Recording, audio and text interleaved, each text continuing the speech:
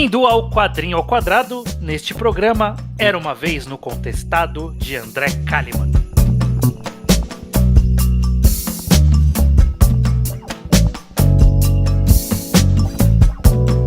Muito bem, estamos aqui, mais um Quadrinho ao Quadrado. Eu sou o Estranho, estou aqui sempre com... O Judeu Ateu, como sempre, para comentar de quadrinho nacional. Exato, uma vez por mês, mais ou menos, a gente vem aqui e grava o nosso programa. Na verdade, uma vez a cada 4 semanas, quando não atrasa nada, então é menos de um mês. Mas enfim, a cada 4 semanas estamos aqui para falar de quadrinhos nacionais. O Quadrinho ao Quadrado é o podcast que a gente fala primeiro sem spoilers, para você que não conhece o quadrinho, quer conhecer, quer ouvir o que a gente pensa de forma mais ampla do quadrinho, e depois uma parte com spoilers para quem leu. Não sei se aqui nesse caso a gente vai ter muito para falar com spoilers, talvez um pouquinho. Tem um pouco sim, eu tenho coisa pra falar assim, com Então spoiler. beleza.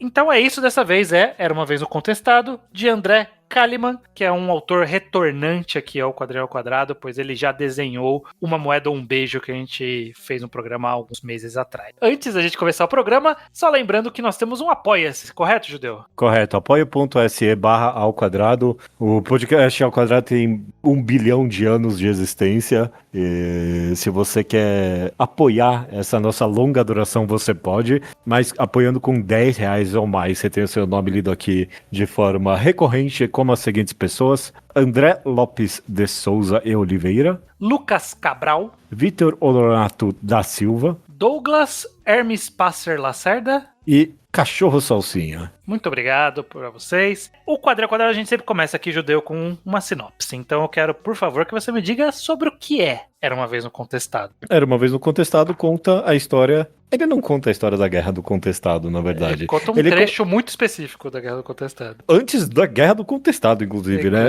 Bom, acho que já era durante o conflito. Acho que talvez o grande conflito.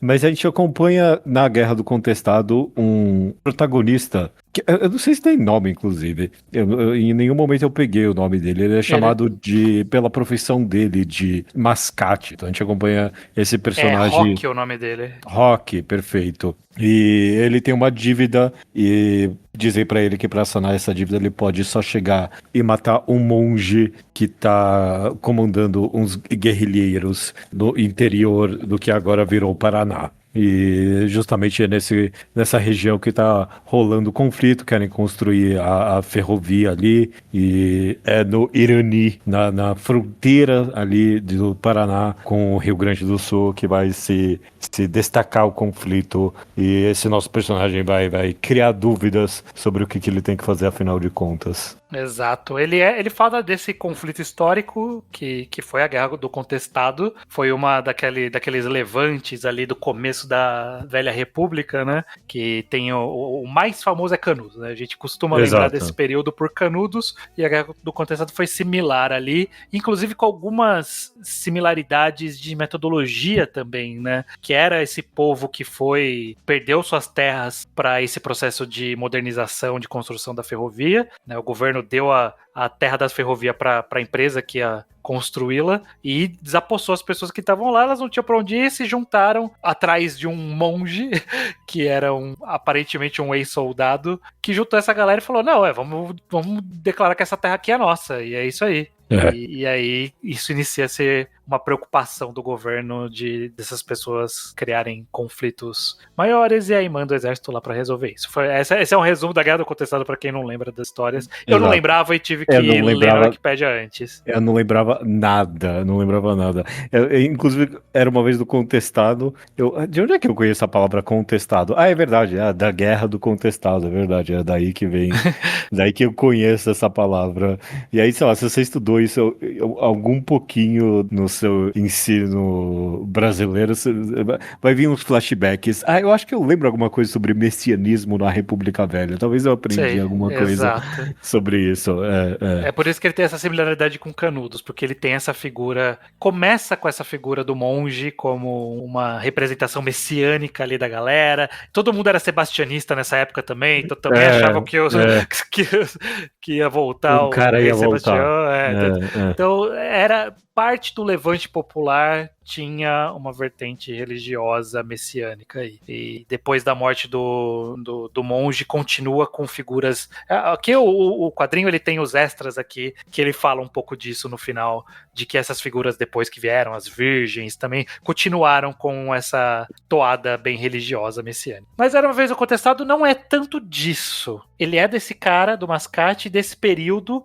E eu acho que a gente pode começar falando, Judeu, da forma do Era Uma Vez o Contestado, porque a forma dele é muito específica, né? Esse é o maior chamativo do quadrinho, sem dúvida alguma. Tudo que a gente falou agora é praticamente irrelevante diante de como o quadrinho foi exposto aqui. Que, em resumo, toda a página são só 4 quadros horizontais bem compridos. São toda a página. Toda a página desse quadrinho são 4 quadros horizontais compridos e 3 linhas de texto entre eles. É só isso. De poesia. Em forma Esses de 4 poesia. quadros normalmente são um único desenho nos 4 quadros, né? Ele é cortado ali pelo texto, mas tirando uma ou outra vez que ele brinca um pouco com a composição, normalmente os 4 quadros é um desenho. Então é meio que é um grande desenho por página, separado em 4 quadros com 4 tons de cor diferentes, né? Normalmente ele brinca ali, tem um amarelo, um vermelho, um roxo, um laranja, né? Sempre fica,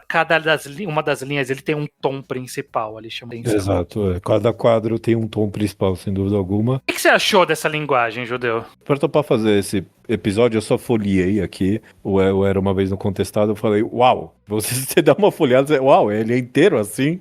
E eu pensei que eu ia enjoar, estranho. Eu não enjoei. Eu tenho alguns problemas com a história, apesar de que ela me conquistou no final das contas, mas eu não tenho problema nenhum com a forma, com o formato dele. Eu amei Estranho. Eu adorei. Foi uma experiência muito inusitada, muito restritivo mesmo no final das contas. E você fala que ele para todos os efeitos, ele é só uma imagem só em cada um dos quadros, em cada uma das páginas, né? Porque são 4 quadros, mas eles formam uma imagem. Mas o autor trabalha tão bem essa separação em fazer essa uma imagem contar momentos diferentes por meio dessa separação em 4 partes tão bem, em tantos momentos desse quadrinho, é muito dinâmico, é inacreditável quase. Sim, nem sempre funciona. Nem sempre funciona. Essa separação nos 4 quadros, ele faz com que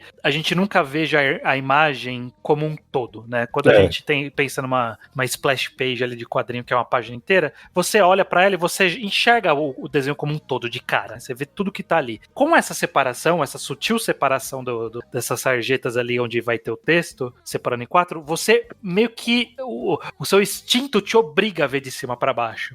Então, principalmente com essa separação de cor também.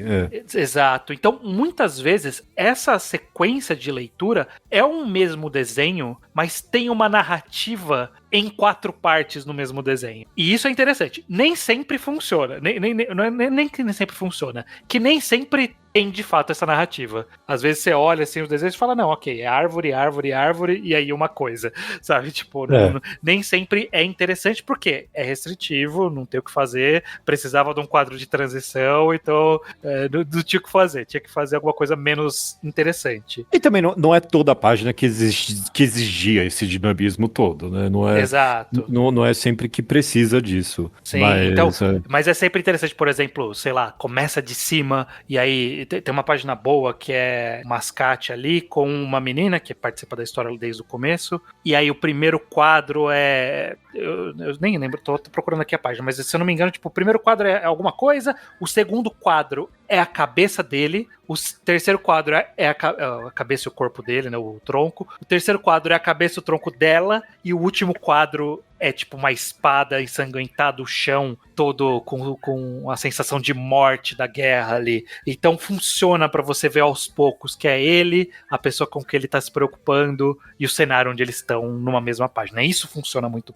Ele é quase um pequeno tutorial de ler pinturas, sabe? Quando você vai no museu e alguém explica um quadro pra você e é tipo, aqui representa, por isso que tá indo daqui pra lá, e tipo, vão explicando todos os elementos de um quadro só que você Porque quando você vê um quadro, você vê tudo de uma vez. E aqui não, ele tá separadinho pra você o quadro e fala, ó, primeiro lê isso aqui, depois você lê isso aqui, ó quantos elementos tem nessa uma imagem só pra você entender. É muito didático quase nesse sentido. Sim, sim. Mas nessa forma, Judeu, aí eu não sei se você também, eu quero te perguntar. Tem esse outro elemento que é o texto, e o texto é poesia de certa forma, não de uma forma formal, mas é poesia, para todos os efeitos. Tem rima ali de vez em quando, digo justamente que não é formal porque nem sempre rima, mas ele é escrito com um floreio, é comum de poesia, de frase com ordens divertidas e tudo mais. E eu tive um pouco de dificuldade nessa característica. O que você achou dele ser a narrativa da história ser poesia? Eu comecei não gostando, não tanto pelo aspecto da poesia, mas pelo vocabulário do quadrinho mesmo, porque ele encarna nele o vocabulário da época, né? Para todos os efeitos é o Rock, esse nosso protagonista quase sempre narrando ali, às vezes de forma onisciente quase, né? Tipo, mas é ele ali narrando para todos os efeitos. E o quadrinho incorpora nele o vocabulário da época e você fica um pouco desatordoado do começo, principalmente. Eu não sei o que é um mascate, eu sei lá o que é um mascate, eu vou entendendo pelo contexto. Mas se você não gostou, estranhamente está um pouco diferente, sim, porque quanto mais avança, mais eu fui me mergulhando e gostando. E no final eu estava honestamente emocionado com o que estava sendo dito. Quando chegou no final, eu tava muito, muito emocionado. Eu tava, tipo, que contação incrível. Demorou pra mim um pouco, e talvez ali na metade tem uns momentos que eu fico um pouco entediado, eu não vou mentir, mas chega no final e eu tava gostando muito. Eu acho que essa forma poética deu bastante sensibilidade necessária pro tema muito pesado que ele tava tocando. Sim, é que eu, de padrão, não sou tão fã de poesia, de forma Não, sei geral. lá, também não, mas... Mas é que eu sinto que a forma como era a quadrinização me parecia convidar para uma leitura um pouco mais dinâmica do que a poesia permitia. Porque por ela ter a construção de frases que às vezes tá fora de ordem ali, que você tem que ler meio que tudo para entender o contexto, dava mais trabalho para às vezes entender o que aquela página estava falando do que eu achava que precisava. Então é mais por isso. Tanto que eu em algum ponto fiz a minha estratégia pessoal foi ler em voz alta. Eu li a poesia em voz alta para eu conseguir na fala me ordenar o Entender o que tá raciocínio. acontecendo. Absorver palavra a palavra. Porque quando a gente lê, a leitura nunca é palavra a palavra, letra a letra. Você monta o conjunto da frase ali, meio que no dinamismo da leitura. Mas com poesia não dá pra você fazer isso. E meu olho destreinado pra poesia exigiu que eu criasse uma pausa verbal ali. Então eu falando, aí eu consegui pegar ritmo, aí eu engrenei. Mas no comecinho eu ficava meio, ai, o que ele tá falando aqui? Por que tá meio difícil entender por que ele tá dando essa volta na frase? Eu até demorei um pouco pra entender que era poesia, inclusive. Eu achei só que era linguagem rebuscada. Mas não, eventualmente eu percebi que era poesia mesmo pelas rimas. Não, mas sei lá, não remo o tempo todo. É uma poesia bem livre, né? No sentido de poesia. É porque Não você tem tem métrica vontade. nenhuma, né? Não tem métrica, não tem nada. É que eu não acho ele necessariamente tão poético, inclusive. Tem momentos que ele é bem direto no que ele tá falando, mas é que eu entendo, porque o que ele tá. O formato, né? Tipo, essas três. Ele tá escrevendo haikus em cada página ali, basicamente. Não é três linhas, não é? Sei. Então, o mesmo formato ele te convida a ler dessa forma mais poética. Mas eu não achei a poesia tão abstrata nesse sentido. Não é nem abstrato, foi só de um pouquinho de fluxo mesmo, de fluidez de leitura. Mas, e aí eu acho que isso acabava. Quando eu li, eu tinha lido. É o que eu falei, eu tinha lido a Wikipédia um pouco antes, porque quando eu comecei, eu falei, eu lembro que era a Guerra do Contestado, aí eu abri, tipo, li o resumo da Wikipédia, não é? Já é resumido lá. Aí eu falei, tá, beleza, era isso. Aí eu vi o desenho da bandeira, aí eu li um pouco do monge, beleza, vou ler o Só quadrinho. rapidinho, eu fiz a mesma coisa, só que assim que começou, não, é de época eu meio que pulei pro final do quadrinho, e aí eu li os adendos, e aí eu voltei. Que estão melhores que a Wikipédia, inclusive, embora eu acho que a Wikipédia, inclusive, usou parte dos estudos aqui pra preencher ela. Ou talvez até o quadrinista, o autor, preencheu a Wikipédia depois pra gente.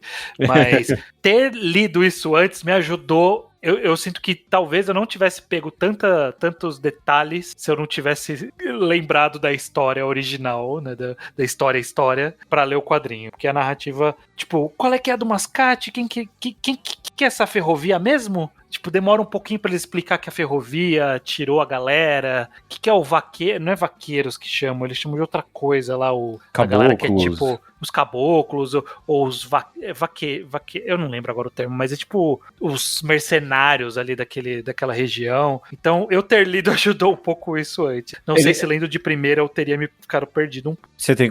Nisso eu concordo perfeitamente com você. Ele não pega na mão do leitor nem um pouquinho, nesse sentido do contexto necessário para entender o que tá acontecendo nesse quadrinho, assim. Eu concordo que é quase uma necessidade dar uma lida nesse pós-fácil antes de ler o quadrinho. O autor não gostaria que você pensasse assim. Provavelmente ele pensa, não, dá para ler perfeitamente aqui, mas meio que não dá. Porque ele é muito confuso de início se você não tem o contexto necessário, eu acho. Sim, eu também achei um pouquinho. Dito tudo isso, tudo sobre forma, sobre técnica, sobre o conhecimento histórico, a história em si que ele escolhe contar, que é o que você falou, é um recorte ali da guerra, né? Uma batalha em específico, que foi bastante importante historicamente também, mas é uma batalha, um acontecimento, uma ação ali. O quadrinho todo é basicamente essa uma ação. E eu acho que funcionou como um arco completo, né, de narração ali, de ter um conflito, ter o conflito do contestado, mas tem uns conflitos pessoais ali a serem resolvidos também. Porque, sei lá, mais uma vez, a gente não quer saber a história do Brasil. A verdade, sei lá, eu não tenho tanto interesse na história, sei lá, eu não sei. Eu tenho, mas... Eu tenho, mas, sei lá, quando eu tô lendo um quadrinho, eu quero a história de pessoas, é isso que eu quero. Exato. Eu não quero um livro paradidático aqui, sabe? Exato. Quero aprender por tabela, isso eu gosto. Perfeito, eu adoro aprender por tabela e no final ler um pós-fácil se a história me convenceu bastante que é interessante. E Era Uma Vez no Contestado com certeza fez isso por meio dessa incrível história de pessoas vivendo a realidade brutal que foi esse período, sabe? Não tem ninguém feliz nessa história. Como já disse a Dilma, vai todo mundo perder aqui. E todo mundo perde mesmo. Não vai, nem quem ganhar, nem quem perder, vai todo mundo perder. Só o capitalista ganhou. E o quadrinho praticamente fala isso. Todo mundo perdeu, sabe? Não teve final feliz aqui. E a percepção dessas pessoas humanas, da guerra brutal e do ciclo de vingança e da inumanidade de tudo aquilo, eu achei maravilhoso. Achei muito bem contado. Você fala de uma cena, uma ação, mas sei lá, são tipo quase 3 histórias que se cruzam nessa uma ação. Sim. E quando se cruza é a parte mais emocionante pra mim. Eu tava muito investido no que ia acontecer. Maravilhoso. Ele tem um clímax ali que meio que junta essas histórias, né? O Mascate, que era o observador passivo, uma história de vingança que tá rolando em paralelo e a própria guerra em si também, né? Essa disputa que tá rolando entre os soldados do governo e o povo revoltoso ali, os caboclos, né, como a narração chama. Então ele amarra tudo isso, por isso que eu acho que funciona, porque nem é o fim da Guerra do Contestado, ela saiu por muitos mais anos depois do que isso, e teve muito mais ações mais relevantes dali pra frente, mas eu acho que a parte mais romântica de se contar, né, tava aqui nesse conflito, eu acho que funcionou bastante, porque é bastante romântico, né, essa figura de um monge liderando um levante popular, essa figura do Mascate que foi contratado, entre aspas, né, nem foi um contrato em si, mas era meio que vai lá pagar sua dívida, pra matar uma pessoa, né, ele é o Mascate, porque ele faria isso, uma história de vingança ali também que tá rolando em paralelo da menina que teve a família morta, então funcionou muito bem como conflitos pessoais em um cenário maior, né? Em um cenário histórico. Um cenário histórico, sim.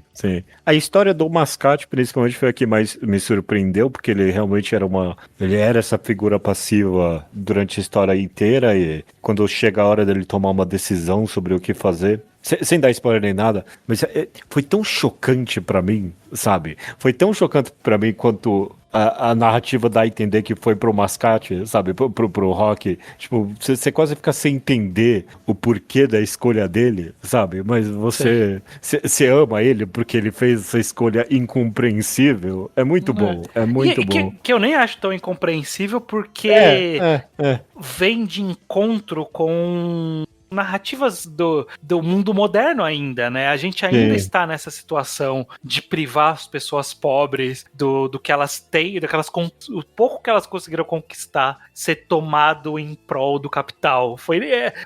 Não é nem colocando política na história, literalmente é o que aconteceu. Literalmente a história foi o governo tirando moradores que estavam ali para dar para uma empresa. É isso, literalmente isso que aconteceu. E mais uma vez, em nome da modernização, né? Em nome do progresso. Exato. Tipo, são todos progressistas ali, são, tipo, desenvolvimentistas. As pessoas estão fazendo a colonização do bem. Até pouco tempo atrás, a palavra colonização não tinha a conotação negativa que veio a ter. As pessoas achavam que estavam fazendo bem ali. É incrível mesmo. O que, em teoria, poderia ser o bem, realmente, porque a gente sabia hoje e queria muito que fosse a realidade que o nosso país tivesse rasgado de trilhos, né? A gente adoraria que isso acontecesse, que é o que eles estão fazendo ali. Só que da forma como foi feita, né, foi claramente voltado para o lucro, porque a empresa para qual foi cedida, isso é história mesmo, não é nem do quadrinho. A empresa para qual foi cedida ganhou 15 quilômetros para cada lado do trilho para elas, que eles usaram para explorar para madeira. E é isso, virou tipo... o dono da ferrovia criou uma madeireira, e que também foi muito grande na época. E quando acabou a ferrovia, mandou todo mundo embora, sabe? Tipo, que quando terminou de construir, não teve nem...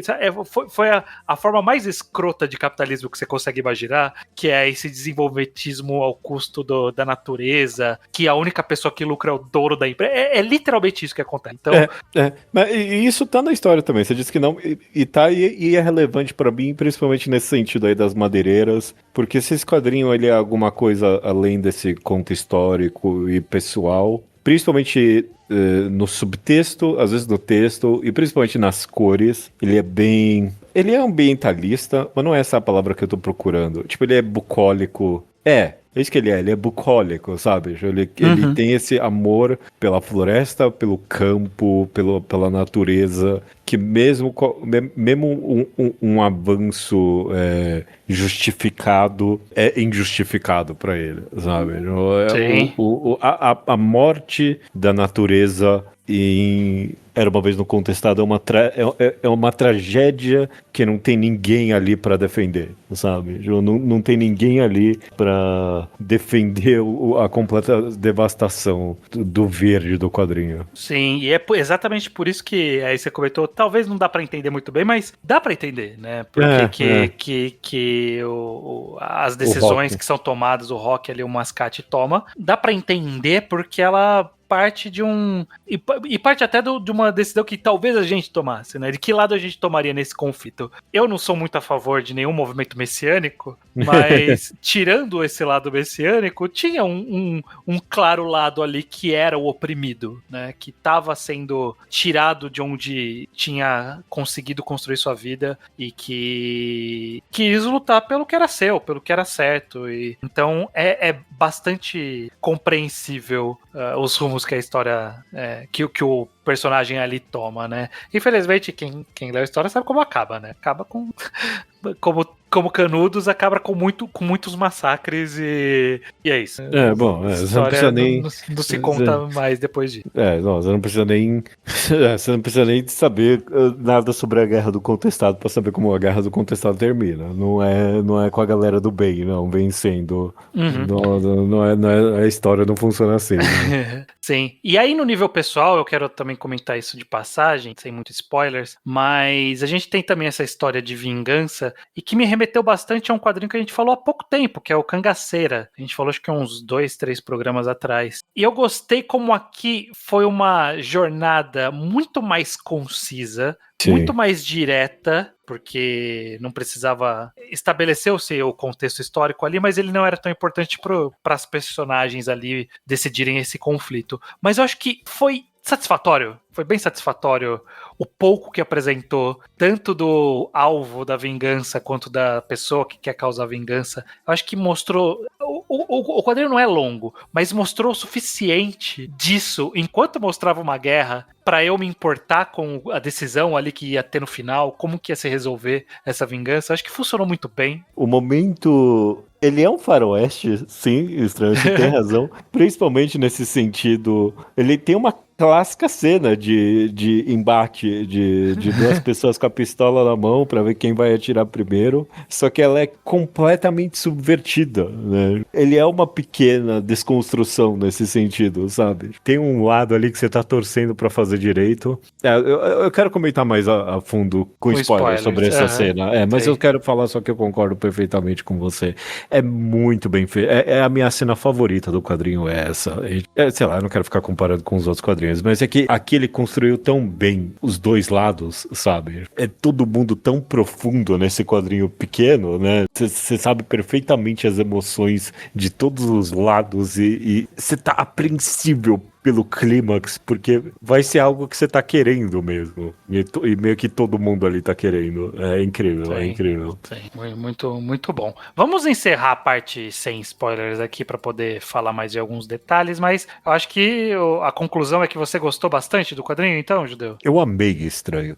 Eu amei. Ele é tão experimental, ele não é fácil de ler, mas ele se torna acessível quanto mais você lê dele. Eu acho que sim. Ele vai te vendendo o jeito dele, você vai comprando e fica uma leitura muito fácil eventualmente, eu acho. Tem que se acostumar um pouquinho, mas principalmente considerando o quão experimental ele é, o quão restritivo, porque, sei lá, 130 páginas, só isso é insano pra mim. Parabéns pro autor, porque eu teria quebrado em algum momento. Faz um que é 3 aqui, não tem problema. Não, o cara foi a fundo aqui no negócio. Se manteve fiel à proposta. E acabou contando essas histórias muito emocionantes. Eu amei, um trabalho excepcional, ok? Era uma vez um contestado, excepcional pra mim. Muito bom. Eu gostei mais comedido do que você em comparação, porque os pontos que eu falei que eu tive um pouco de dificuldade, eu acho que foram significativos, né? Um pouco significativo ali. Mas eu acho que, acima de tudo, o Era Uma Vez Um Contestado, ele tem uma proposta única, que costuma ser interessante, e ele faz bem essa proposta. E é o que você falou, ele se manter firme nela até o fim é muito valioso, porque demonstra muita resiliência e muito esmero de garantir que essa história vai funcionar desse jeito. E eu acho que ela funcionou. Tive os meus poréns, mas ela funcionou definitivamente. Ela entregou o que precisava entregar. Né? Tem que ter uma confiança, tipo, de que será que vai funcionar assim, né? Eu estaria com o pé atrás até publicar o quadrinho sei lá se o pessoal vai entender o que eu tô fazendo aqui. Mas eu acho que funcionou e foi positivo a escolha. Eu acho que se pagou. Acima de tudo, sempre que um quadrinho tenta algo muito específico, muito diferente, muito único, precisa se pagar. Pra ser, é bom experimentar, mas tem que ter o payoff, tem que ter o pagamento no final, e teve. Então eu acho que isso é o suficiente pra dizer que Era Uma Vez Um Contestado é bom, é muito bom. É muito bom. Beleza, Judeu, vamos pra parte com spoilers, que tem spoiler da história, mas tem spoiler da história com H maiúsculo, e tem spoiler da história também, então recomendo que quem não leu e gostou do que a gente falou aqui e se interessou, vá atrás, leia e volte aqui pra ouvir a parte com spoilers. Perfeito.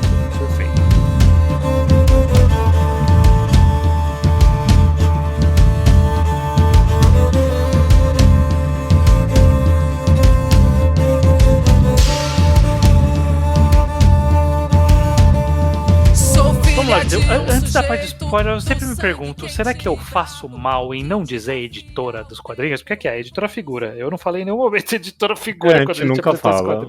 A gente nunca fala. Obrigado, editora figura, bom quadrinho, bem bom feito. Quadrinho. Eu não costumo, eu não saberia dizer, se você tivesse me perguntado qual foi a editora, eu não saberia dizer. Eu também não ia lembrar de cabeça também.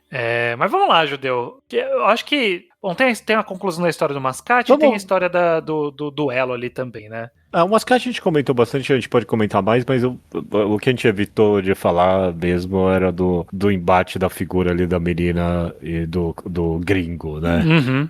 E o que eu mais evitei falar é que era o personagem do gringo ali, porque é isso que tornou muito mais interessante essa história de vingança pra mim, porque o gringo tava tentando evitar o cara de massacrar todo mundo. Ele nem matou. Ele nem matou ninguém. matou. Ele nem matou, mas ele carregou a culpa pra ele de não ter conseguido impedir. E aí é duplamente mais interessante que a menina, o quadrinho narrando a menina com a arma na frente dele, ele não dá o presente da ignorância pra menina. O quadrinho narra, não, ela sabe, não foi ele, não foi esse cara, mas ele vai pagar. Ele vai pagar por estar junto. E esse foi o twist que deixou muito bom pra mim. Ele não dá pra menina o presente da ignorância. Esse cara também matou. Não, ela sabe que não foi ele. E ele sabe que não foi ele também. Os dois sabem, mas é um presente à morte que ela tá dando pra ele, mesmo assim. Porque ele tá muito preso nessa culpa, ele tá carregando isso ativamente e vira um standoff ali do bem, um standoff do bem, que e ele que do mal, conflito dele o conflito dele é diferente, porque ele não é quem vai sacar mais rápido, é qual convicção vai se definir primeiro, né? Porque os dois sabem o que é e o quadrinho diz que ele teria tempo suficiente, habilidade suficiente pra ele sacar e se defender. E aí ficou nessa de, ele vai fazer? Ela vai fazer? Quem vai ter coragem de tomar essa decisão, né? Eu acho que isso funcionou muito bem como um dilema de conclusão, né? E até num outro nível que é, ela vai atirar e aí o próprio gringo pensa, será que ela pelo menos vai atirar direito? Tipo, vai me matar rápido, sabe? Tem uns conflitos diferentes do que você espera de um duelo de pistolas tiroteios, ali, né? Sim. Ele subverteu o standoff clássico de uma história de faroeste, sim. Foi excepcional. E até a narrativa de o quão devagar ele tem que ir até a arma pra fingir que ele vai sacar, sem sacar de verdade. Tem um monte de coisa acontecendo ali. É muito bom. Sim. E é claro, o sorriso dele. O sorriso. Esse é o presente que ele deu, tipo, quase pro leitor, sabe? Da enorme satisfação dele de ter uma morte digna, sabe? De não morrer na guerra, que nem todos aquela galera, mas morrer na mão de uma pessoa que merece matar ele, sabe? Sim, o tiro acerta bem no coração e ela toma as decisões a seguir disso. É uma boa, eu acho que essa cena é do capítulo 3, essa, né? O pré-clímax ali, vai ter um outro clímax depois. Na verdade, nem um pré-clímax, é um clímax, depois vai ter outro em seguida com o Mascate. E eu acho que essa foi uma ideia muito boa. Eu sempre fico feliz quando eu vejo ideias muito boas que eu nunca vi sendo executadas dessa forma e eu gostei muito da forma como ele executou. Então, parabéns por essa decisão aqui. Muito, muito bem construído para ter esse dilema muito específico, muito dessa história, da forma como ela foi construída. Eu gosto. E é tão bom que quando vira pro próximo capítulo eu penso, eu quase tava. Essa história acabou, velho. Eu tava meio assim. Tipo, Tem bastante página ainda e essa história acabou, né? Essa história, a melhor parte já veio pra mim. Mas não, ainda tem o Rock tomando a decisão final ali de botar fogo no carro dele e jogar pra cima dos soldados.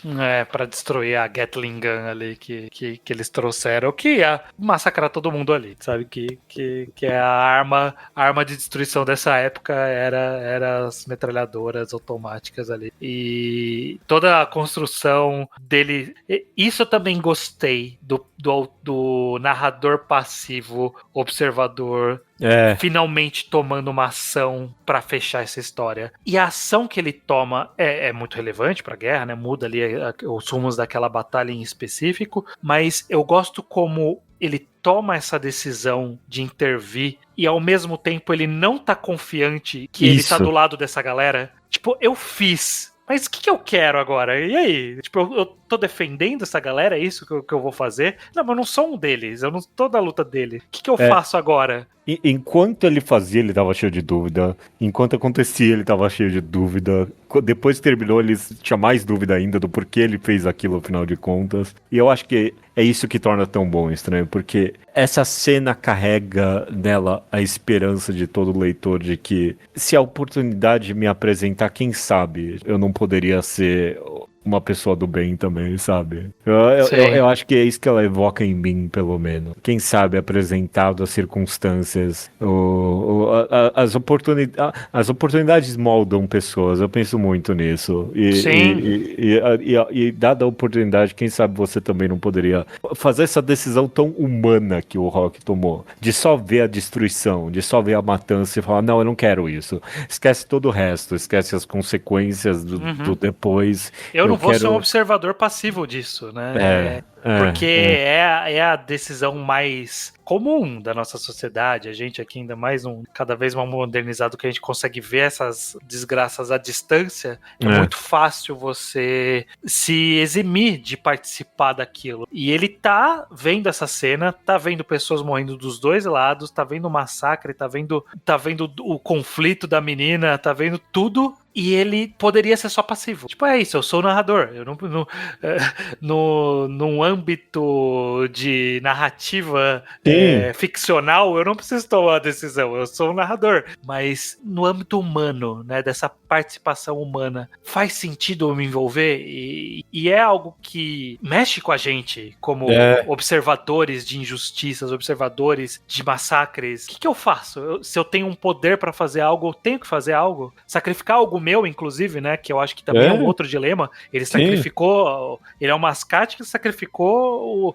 a carroça que ele fala. Ele trouxe do mar até aqui, né? Tipo, viajou com ele o tempo todo. O que é um mascate sem produto? O que é um mascate sem produto? E ele toma essa decisão. Eu vou sacrificar tudo que é meu em prol dessa causa, mesmo eu tendo dúvidas, inclusive. Então é muito forte essa decisão. É muito forte essa conclusão para esse personagem. Excelente. É muito bom. É muito bom.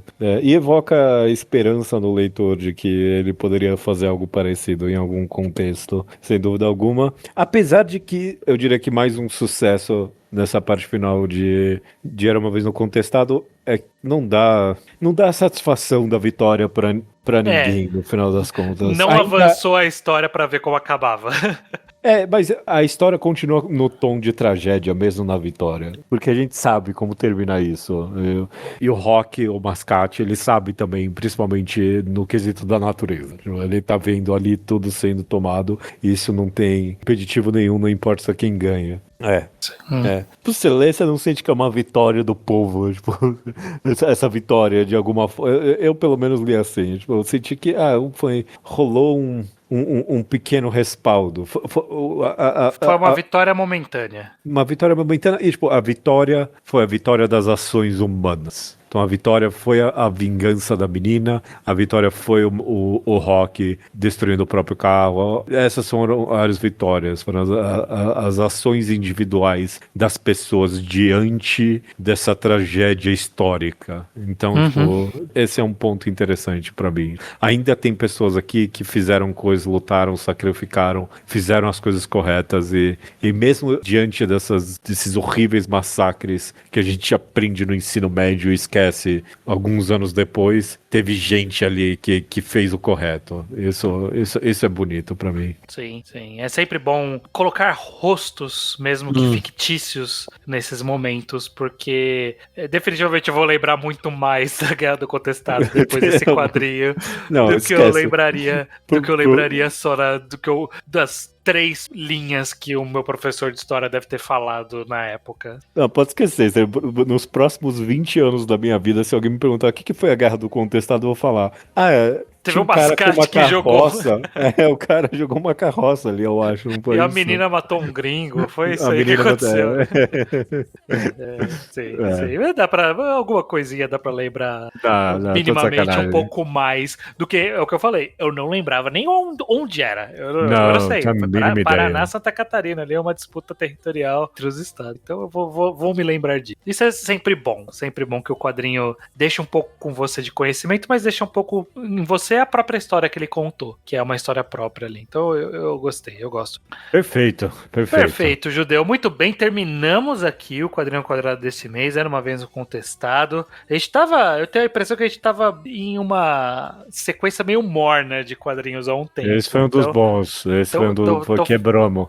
Quebrou a sequência. Mês que vem, vamos ver se essa sequência se mantém, porque o quadrinho do mês que vem, que a gente sempre deixa avisado aqui no final do programa, para quem quiser se preparar, ler, vai ser um retorno, Judeu. A gente vai falar de Última Chamada para Deixar a Terra, de Cássio Ribeiro. Cássio Ribeiro, que foi o autor de Sarah Animals, né? Que a gente falou muito alguns elogiado anos por atrás, nós. eu acho. Sim, nem tanto tempo, se eu não me engano. É que o podcast, você sabe como a distorção do tempo é maluca aqui. Coisas acontecem há um tempo muito mais distante do que a gente se lembra. O Sarah Animals é de abril de 2024. Okay. Um ano e meio. Um ano e meio depois estamos voltando. Vamos voltar então pro Cássio Ribeiro, o quadrinho que foi bem recebido no Japão, aparentemente. Vai ter lançamento nos Estados Unidos. Aqui no Brasil eu não vi muito burburinho, não. Não vi muito burburinho. Agora vai ter. Você vai ler esse quadrinho, você vai ver meu nome lá nos apoiadores, que eu apoiei ali no Catarse. Bonito. E então mês que vem a gente fala sobre Última Chamada para Deixar a Terra. Ok. Até mês que vem. Então até mês que vem.